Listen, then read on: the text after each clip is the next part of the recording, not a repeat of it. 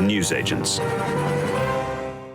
Every week, in the countdown to the election on July the 4th, we are going to be receiving and trying to answer your questions. We're going to call it Q&A Thursday or Q&A Thursday. There's no difference between what you just said. Thank you. Did you not get much sleep last night? Because it just sounded a bit heady. 6 weeks to go. 6 weeks of this to go. But every Thursday we will be trying to answer your questions. And as part of this pre-introduction, Jez wants to know, who will be this year's Portillo moment, or will there be many? It's Jacob Rees-Mogg. 100%. Jacob Rees-Mogg. Jacob Rees-Mogg in North East Somerset. I don't think it's going to be Portillo. I think it's going to be Portilli. I think there's going to be about 11 potential so it's the plural. scalp the losses. plural. It's like pasta. Yeah, I think we could see about 10 senior secretaries of state, senior cabinet ministers lose their seats. In a way, I guess comfort in numbers, but I think it's probably going to be a pretty high-risk night. Well, now we've pluralised Portillo, we can get on with the main show. Welcome to the Newsagents. It's John, back from the Central European Bureau. Briefly. Any other little mini breaks planned midweek? No, John? any other mini breaks? And I wouldn't dare now. No. It's Lewis. It's Emily, and later we're going to be speaking to Salman Rushdie, the author, the Booker Prize winner, the man who has been living with a death threat on his head for the last 35 years and was 2 years ago stabbed by an assailant who was trying to kill him. He tells us all about that in his new book, Knife. But let's start with Q&A Thursday, as Emily Maitlis would. So catchy. As they say in Provence. As Q&A. No, that's Thursday. Yeah. Jeudi. Well, indeed, yes. That's what they'd say in Provence, mate. Yeah, okay, fair enough. Right. Sophie, simple question. What the hell is Nigel Farage doing? Well, we know what he's not doing, which is standing for Parliament for the, I can't remember, the 12th time or something like that. He has decided this morning that even though the nation needed him, there is another nation that needs him more, and that is the United States. And the battle for the soul of the United States is calling and is beckoning, and so he's going to be focusing his attention, which just so happens to be quite lucrative, on the Trump presidential battle, and he's not going to be standing for reform. Because you can't be in two places at once, particularly when those elections are nearly 6 months apart.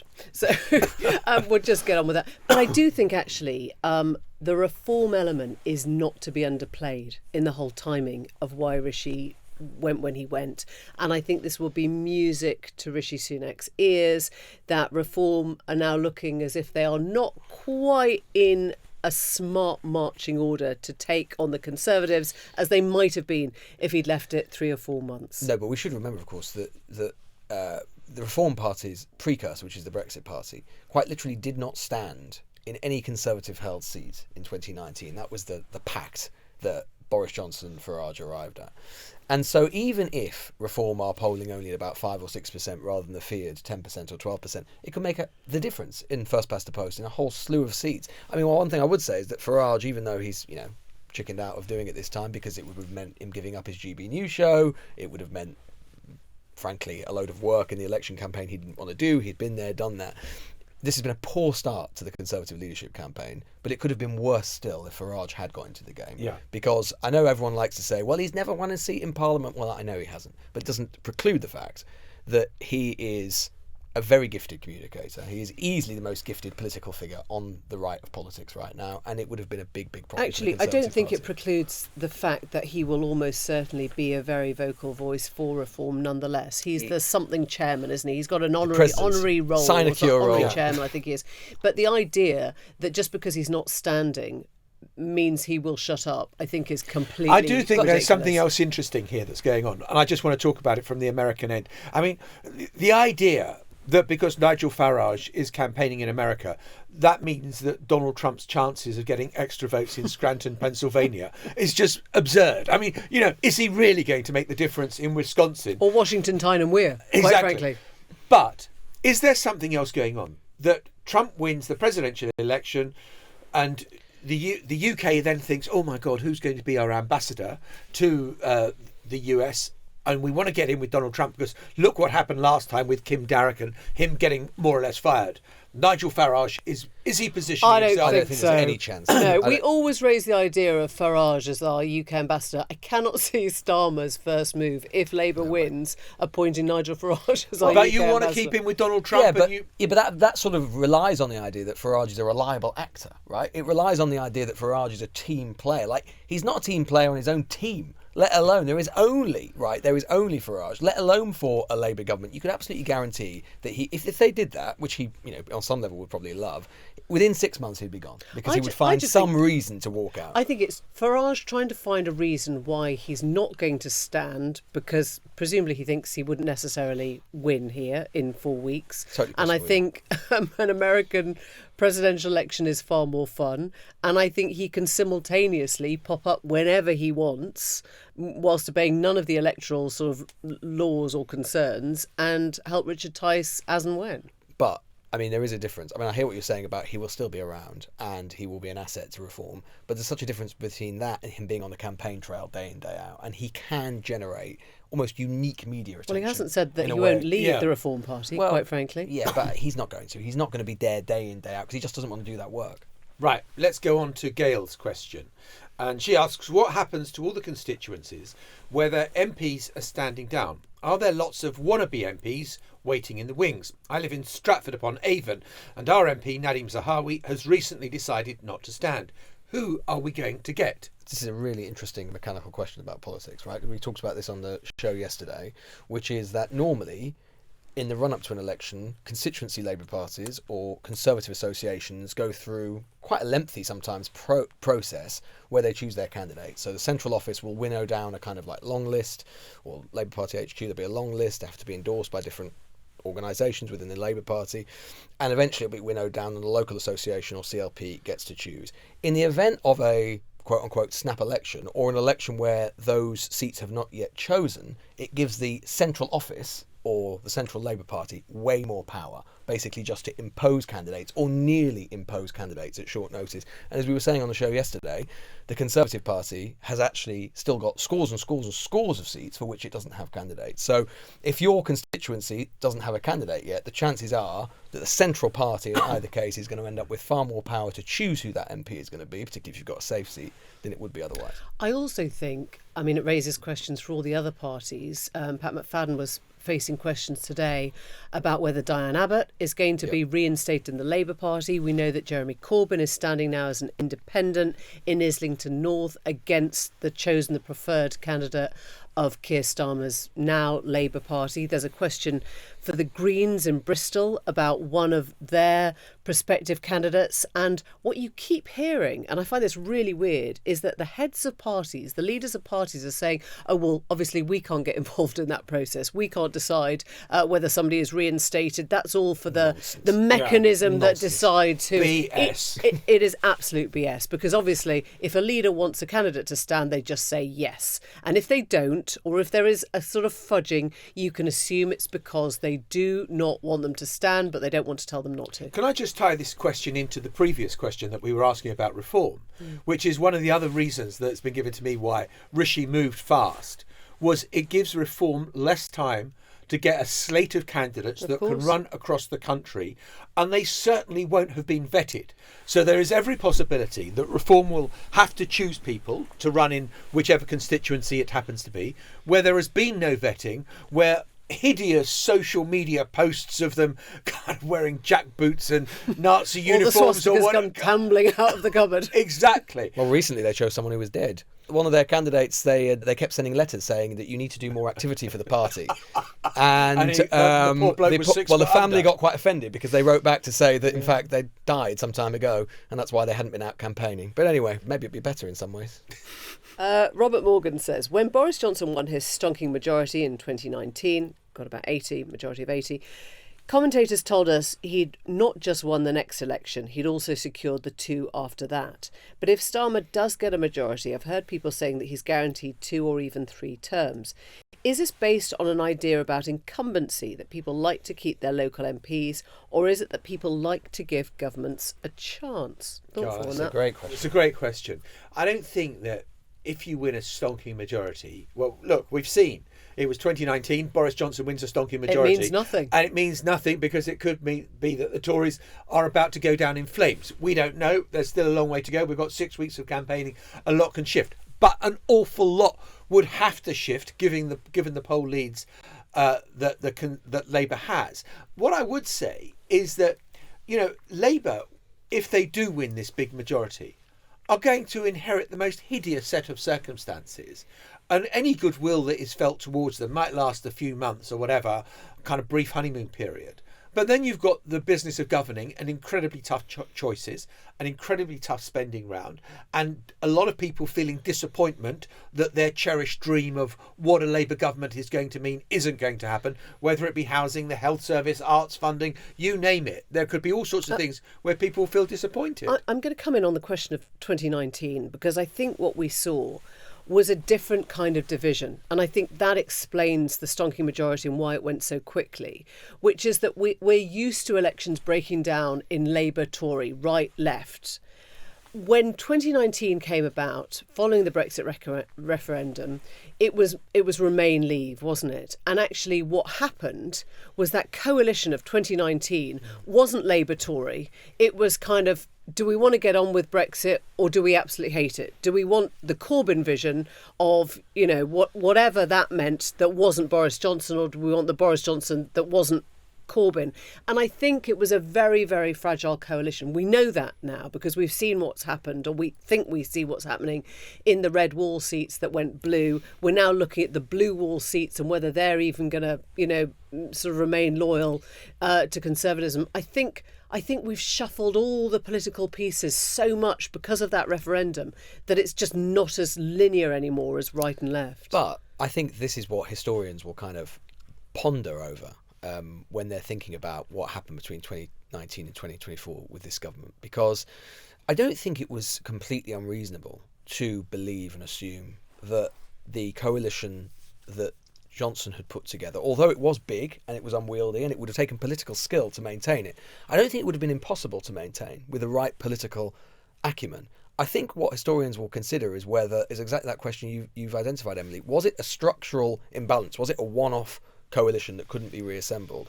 Or was it the political fecklessness and incompetence of the politicians of this parliament, the Conservative leaders, Johnson, Truss and Sunak, who frittered that realignment away? We were talking about that, for years and years, we were talking about a realignment in British politics of those Leave areas, more working class areas going towards the Conservative Party. And that wasn't just 2019, that preceded 2019. I think that, frankly, the Conservative administration of these years threw away a golden opportunity to cement that realignment. And it was far more contingent on their actions. I think they pretty much lost the majority in terms of the country when Johnson went. I don't think that Truss would have won an election on her own. I don't, the polls suggest that Rishi Sunak won't win an election as things stand at the moment. So I think you're right, but I think even if Johnson had gone to the polls when he wanted to before he left in July, I think that would have been quite knife-edge. It would have been difficult because of what happened with Partygate and so on. But in a way, this is what I'm saying. Because his line was, get Brexit done. Yes. And as soon as we understood that there was nothing at all remotely done about Brexit, that evaporated. It would have been difficult. But I think the thing is that, just talking about that coalition they assembled, I mean, my point is more that Johnson was the only politician who seemed interested in that coalition. Yeah. It was so striking that when Johnson went, both Sunak and Truss in the leadership election of 2022, they instantly reverted in their own different ways to a kind of cosplaying Thatcherism. I mean, quite literally in Liz Truss's case, right? And it was as if this coalition that had brought this tremendous success, it was as if these two politicians were sort of saying, we're not much interested in it. We'd much rather go back to our comfort zone around kind of economic liberalism, Thatcherism, all of this sort of thing. And I think Johnson, to his credit, there were many things to his discredit, not least obviously his personal behaviour, which brought him down. But to his credit, I think he understood the difference in political economy the Conservatives needed to bring in order to maintain that coalition. But Rishi Sunak didn't really allow him to do that as Chancellor, and his successors weren't interested in it. Look, it was a very uncomfortable kind of coalition that was forged in 2019. It was about, just getting Brexit over the line. And they sort of get Brexit over the line. And then all the problems that had been inherent in Boris Johnson's personality come to the fore. And this kind of sense of disillusionment, if you like, among so many about the way he had conducted himself, the honesty, all the rest of it was such that I just think that there was a kind of, and then it implodes. Liz Truss takes over. She implodes. Sunak has an impossible hand to play, and he can't play it that well because he's not that great or agile a politician. Just to say about incumbency, though, the question about incumbency is really interesting in a sense that although it's true that electorates are becoming more volatile, it is worth just taking, briefly the historical picture. We have only changed parties in government 3 times since 1979. 1979, 1997 and in 2010. So recent history, and it's not necessarily a guide, but recent history would suggest that once you're in, British electorates have tended to give incumbent parties Labour quite has long only runs. won from the opposition 3 times. Well, quite, yeah. That's extraordinary. Very rare. In history. Look, my first time voting in a general election was the 1979 general election. And for the next nearly 3 decades... What was the song? God, I can't remember. Thatcher in 79. I mean, it was the Francis of Assisi prayer.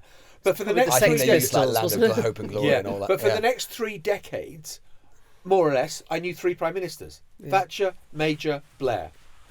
We had 3 prime ministers in 3 months in 2022. And you kind of see that, it takes a particular type of leader. We've had 2 strong leaders since the Second World War who's shown real longevity. One Thatcher, the other Blair. And I just, you need to have someone who is politically adept and agile that in the way that Thatcher was and the way that Blair was.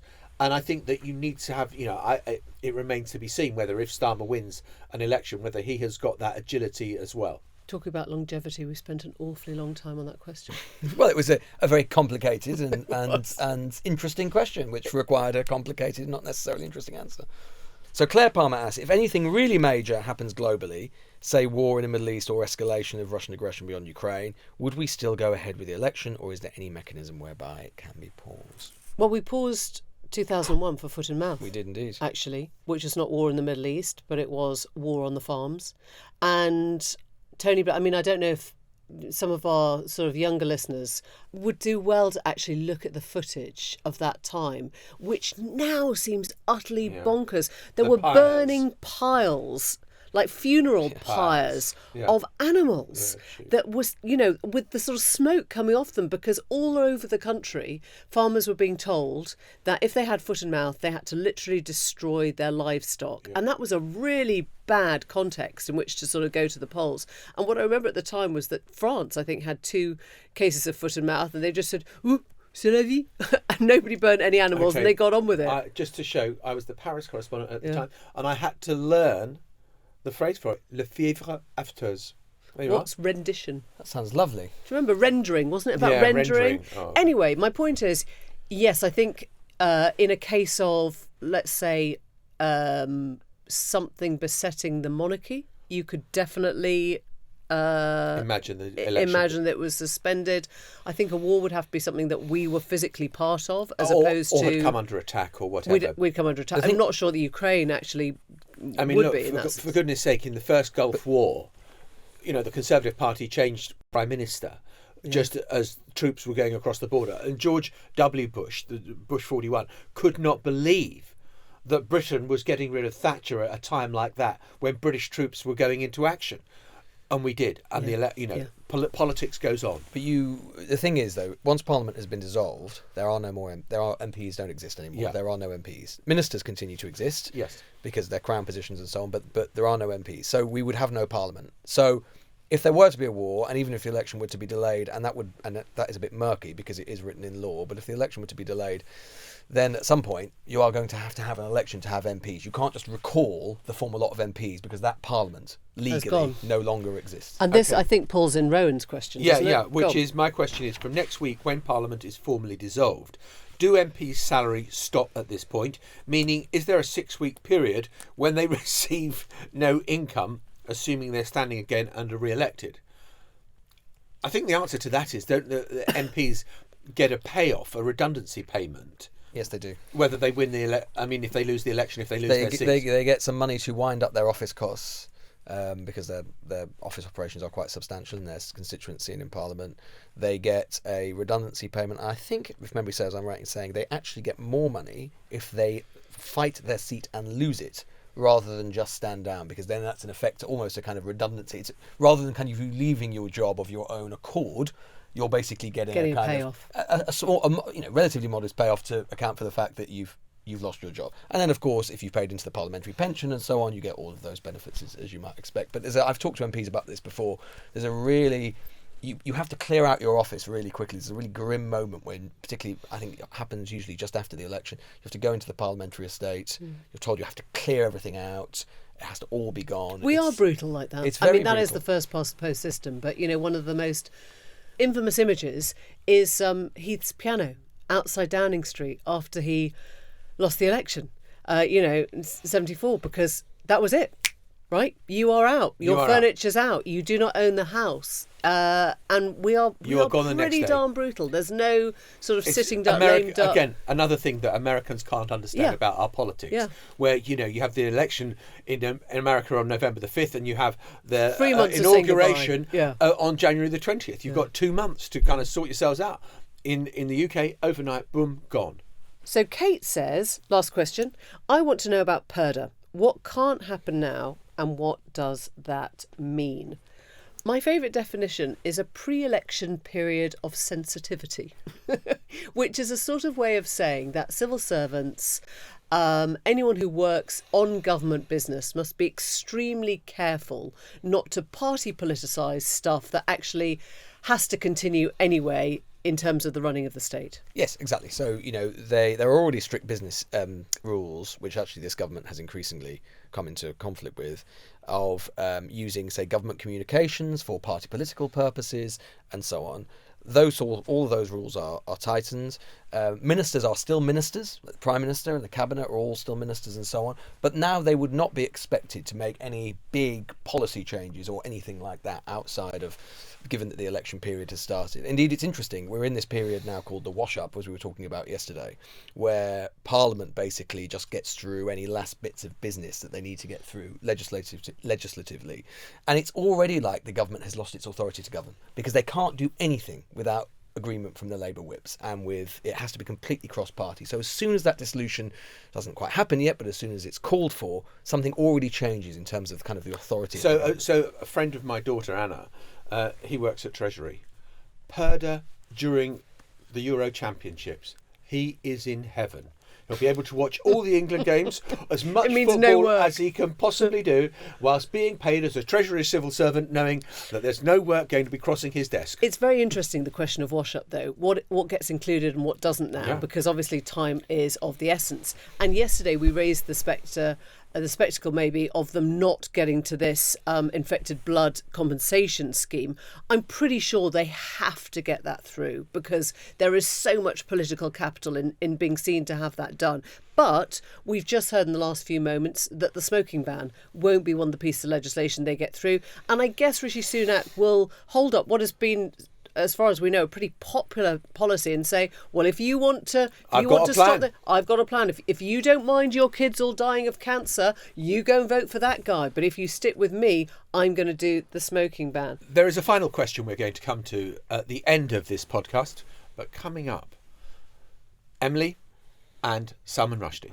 Now, just because we are entering an election campaign, we don't want to stop bringing you some of the really interesting voices that are also making news right now that aren't directly related to UK politics. And today we've got as our guest in the Newsagents studio, Newsagents HQ, Sir Salman Rushdie. Now, many of you will be familiar with the Booker Prize-winning novelist, extraordinary, prolific author, and a man who has pretty much lived the last 35 years with a fatwa, a death threat on his head since the publication of 1989, which was taken up by the Iranian state, and they sent out a bounty essentially to kill Salman Rushdie. And he has lived with varying degrees of police protection throughout the last decades, and much of that had, I think we can say, disappeared, definitely dissipated,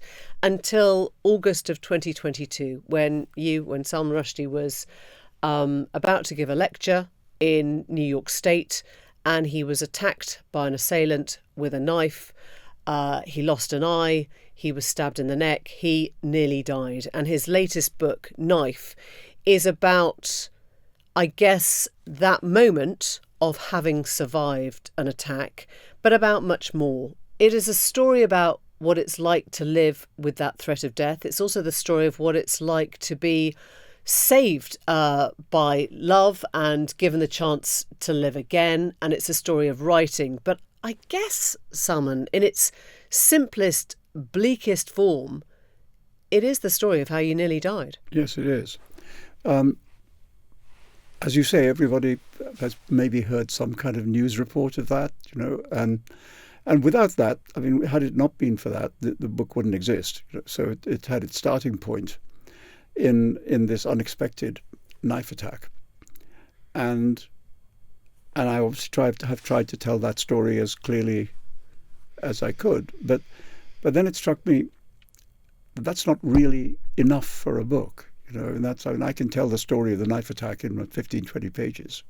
That's an article. So then I was really asked myself, is there a book here, and if so, what is that?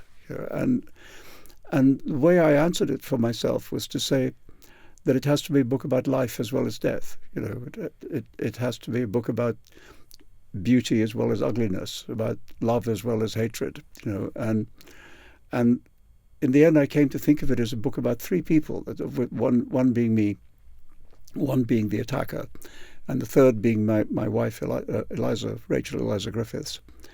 And the other two, who are not me, in a way represented these poles of love and hatred, life and death. Mm. And then I thought of the book as this kind of triangle, and then that gave me the shape of it, and then I was able to start writing. You said right at the beginning this was an unexpected attack. We talk metaphorically of worst nightmares, a week of rain, worst nightmare. This was an actual nightmare for you. It was a vision that came to you just 2 days before the attack. I mean, that does seem extraordinary. It's that you very have strange. A dream about being attacked by a man with a spear and then this happens. The way of rationalising it is that I knew that the place that I was going to speak in was called an amphitheatre. Mm. And so my dream invented a kind of Roman Colosseum-like space with a gladiator. And I had a dream about this gladiatorial figure attacking me with some kind of spear or javelin or something, and with me rolling around on the floor trying to avoid the thrusts of the spear, of the weapon.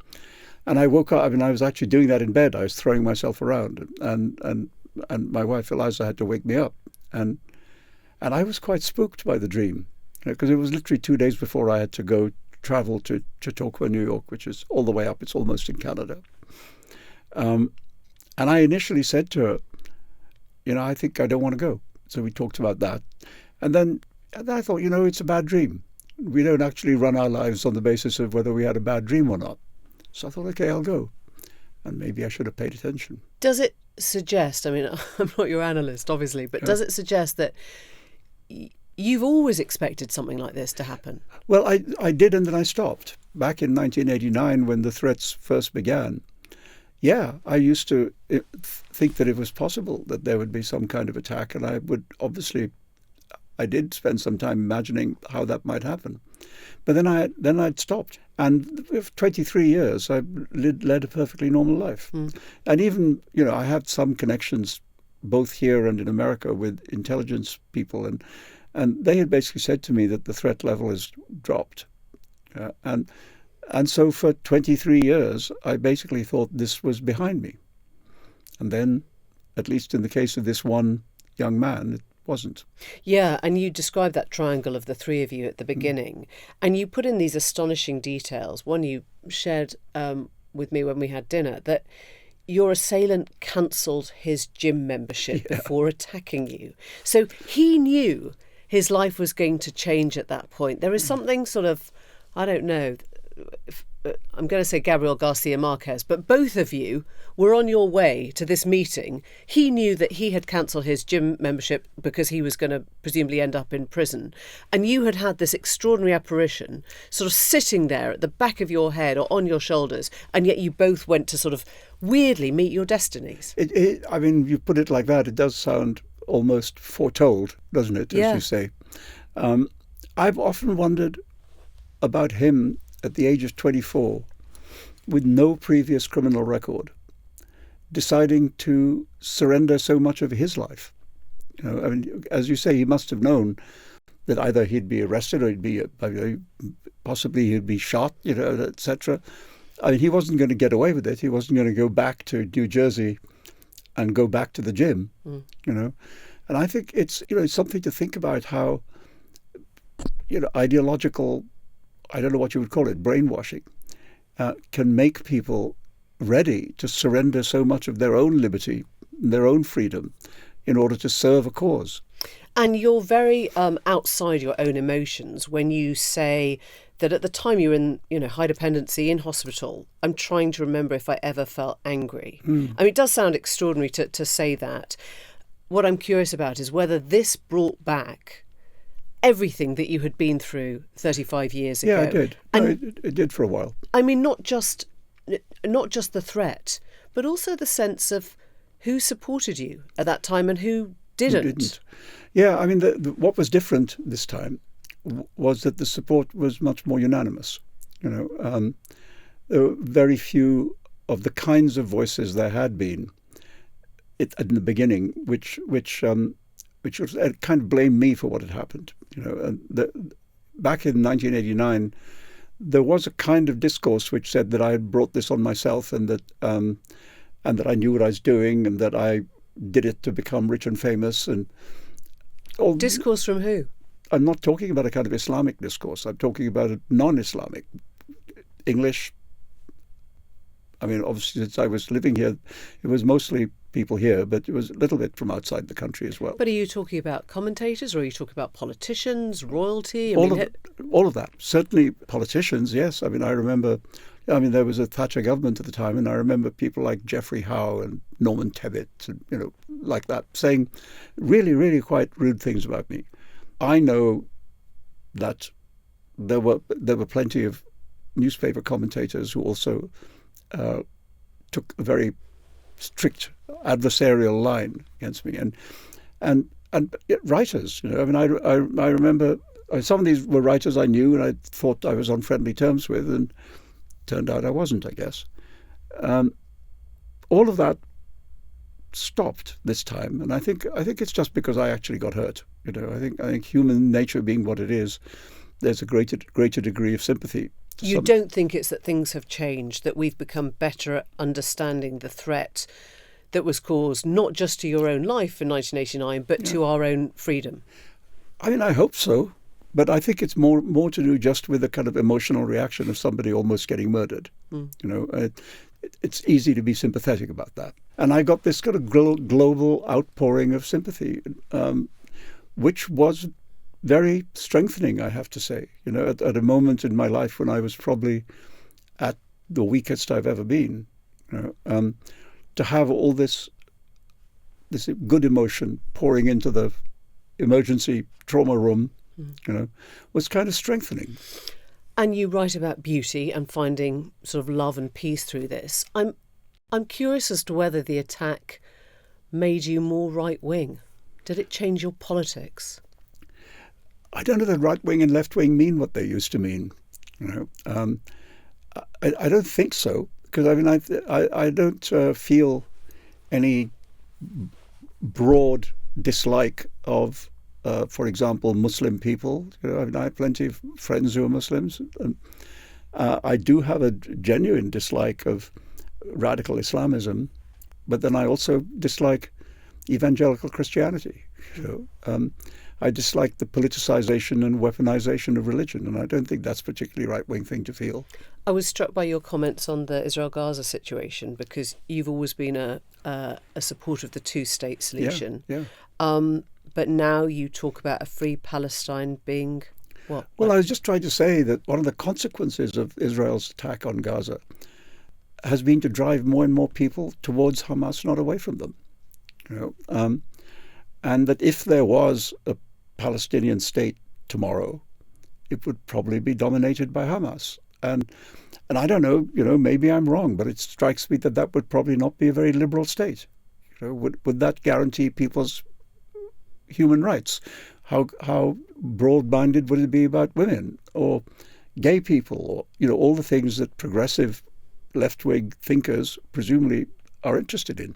Would it be that kind of a state? And my guess is that maybe it wouldn't be. So that's what I was trying to say. I mean, I did say in that statement, which everybody forgot, that I have always been a supporter of the two states. I mean, I started talking about Palestinian states' rights with Edward Said back in the early 1980s. You've heard the news this morning that Norway, Spain, Ireland have come out and recognised a sort of Palestinian statehood. What's your sense of that? A very large number of United Nations member countries had done so anyway.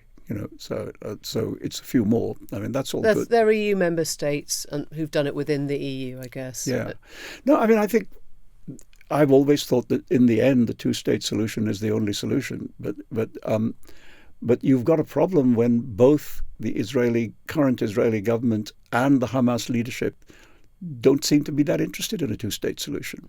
If you're going to have it, both those protagonists have to change their position. Do you think it puts any pressure on the UK government to do the same thing? I don't know. I don't live here anymore, and I feel a little bit don't have my finger on the pulse. Well, I mean, yes, it must put some pressure on the UK government. You talk about I don't know if dislike's strong enough, antipathy to radical Islam. 2 days we learned of the helicopter crash which killed the Iranian President Ibrahim Raisi. What did you think when you heard the news? Well, I just want to point out that I had nothing to do with it. I mean, there is some suggestion, not that you did, but that somebody did it. Somebody did it. I don't know. As far as I can see from the news reports, there was thick fog and a mountainous region, and maybe we don't have to look beyond that. I kind of resist the paranoid description of history, because I think the kind of screw-up description of history is often more accurate. And I think this may just be that. I'm not really asking about the crash. No. I'm asking what it means. I don't think it means anything. I think I doubt whether whoever is the next president will be very different. I mean, Raisi was pretty hardliner. I don't think they're suddenly going to change that. Before I leave the whole question of, and I know you say you're slightly out of the UK now, but you've seen a former Home Secretary here talk about the Palestine marches as being hate marches. I'm wondering if that sort of is quite triggering for you, if you think, I wouldn't want to be in the middle of that, or whether you think this kind of discourse is deeply unhelpful. I've been watching more and more the American situation than here, and the campuses. Or? Yeah, I mean, I'm on the faculty of New York University, and there've been demonstrations there as well as at Columbia. There's a bit of me which thinks, students want to demonstrate; they have every right to do so. And I mean, in my generation, it was anti-Vietnam. And I went on those marches, the problem is when it slides into threatening Jewish students or making Jewish students feel threatened, and in some campuses, it's actually slid over into active expressions of support for Hamas, and so the problem is how easy it slides towards that. The demonstrations themselves, I mean, I think anybody who's a human being would be horrified by the loss of innocent life in Gaza right now. If that's what they're protesting about, then, that's a perfectly decent thing to do. Yeah. It's when it slides over into something else, which it has had a tendency to do. I mean, there have been moments when I saw some opinion poll in America where student demonstrators were asked about, the river to the sea, and they didn't know what the river was or which the sea was. So there's also that kind of just sloganization, which doesn't get you there. Doesn't get you very far. Yeah. I want to finish up with Knife. I mean, you've arrived at a place where it feels like you've sort of put your demons to bed. I don't know if that's true, but you found something wholesome and funny, actually, and sort of beautiful from this experience. And you describe fabulously your family and your children, your son coming to visit, your wife, especially Eliza. Do you feel changed by this? Yes. Yeah, I mean, I think the big change is to value what's good about life more. And actually just to value the fact of being alive. I mean, I kind of wake up in the morning and I think, still here. Not so bad. Yeah. And the reason I quoted my dear friend, Milan Kundera. American writer Raymond Carver. Oh, I thought you were going to say Milan Kundera because you. No, Milan too, but I was thinking about Carver because Ray Carver was told by doctors that he had a very short time to live, like weeks. And then he lived for 10 years. And in that 10-year period, he wrote some of his best work. And finally, he got lung cancer and he was dying. And he said to everybody, don't feel sorry for me because I've had 10 years that I wasn't supposed to have. So anything that happens now to you is a bonus? Well, it just feels like, to put it in its cliched way, that every day is a blessing. It feels still here, still able to think, still able to function, hopefully still able to write a book or two. And you talk about Satanic Verses finding two readers, the ones who get that it's comedy and the ones that just don't and think it's political treatise. Yeah, mostly the ones who think it don't read it. Do you think it will be reclaimed now? It had been. That's the problem, that this attack, in a way, dragged it back into that old narrative, because what had happened, it's been such a long time. The book came out in 1988. It had got to the point where people were reading it just as a novel, and some people loved it, some people didn't like it, and that's okay because that's the ordinary life of a book. Not everybody loves everything. And it had reached that point. And I was getting to the two most common things that people would say to me after reading it. One was kind of like, where's the dirty bit? Because we can't find the problem. And I would say, well, kind of it's because it's not really there. And the other thing they would say to me is, who knew it was funny? And I said, well, people who read it knew it was funny. And it's a strange thing that a novel, which is a kind of essentially a comic satiric novel, was treated as something else. Do you think it was ever offensive or it was just a political football? No, I think it was a political football. I don't, it's not even a novel which is primarily about Islam. It's about London. Yeah. I think of it as my London novel. It's about London in the 1980s. And yes, it's about immigrants coming to London, particularly to East London. After writing Midnight Children primarily about India and Shame primarily about Pakistan, I thought I should write about where I came to, not just where I came from. And so the point of writing that book was to write about England. Yeah. And is there, when you talk about every day being a blessing, the Salman Rushdie now that goes about London, presumably with bodyguards, with police, is there anywhere you won't go now? I probably won't go to the Regent's Park Mosque. But there are obviously places where I would not be welcome. And why would I go there? But you don't fear for your life anymore? Oh, no, I don't actively fear for it. I certainly intend to make sure that what happened doesn't happen again. Salman Rushdie, thank you. Thank you. I've just got one more question that's just come in from a Juan Sopel in Madrid, which is, I understand the newsagents had a sweepstake about when the election would be. Who won it? I don't really remember. Well, I wouldn't say you did. No one I won it. did. You didn't.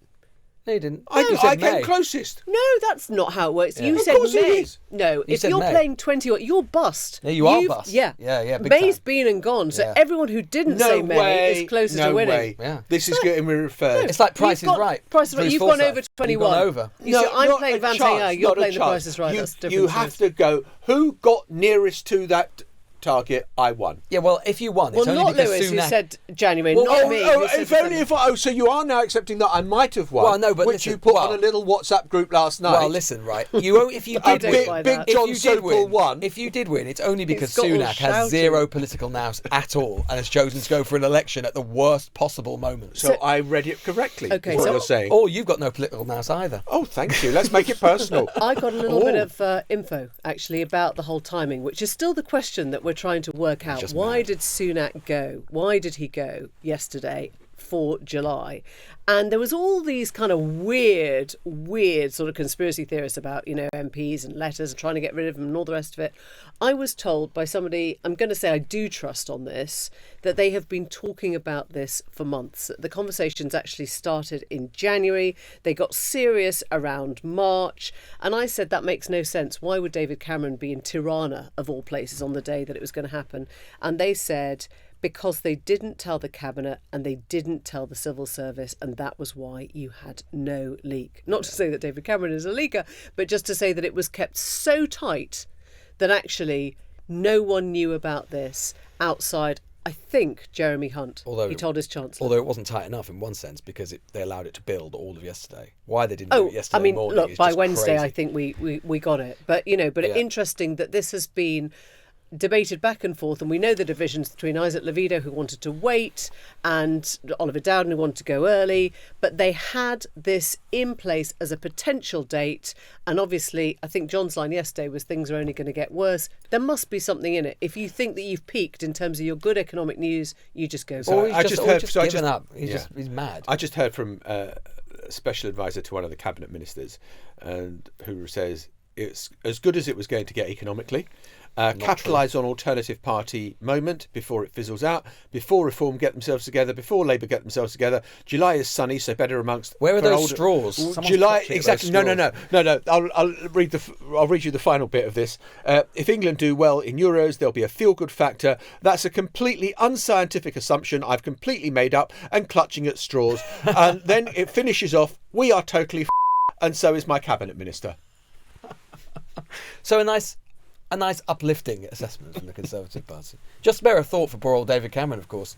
He had 6 months of little junkets planned. Did you off see to New Caledonia, probably? In the rally last night, he was standing over Rishi Sunak's right shoulder. He looked so pissed off. He looked so miserable, as if, what the hell am I doing? Well, he's had to cancel all his here? travel plans with Lum Polly. It's a nightmare.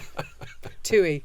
He was just on the edge of a BA Gold card, and now it's gone. You know how that feels, mate. One last bit of trivia. Tell us how that feels. One last bit of trivia. What does purdah mean?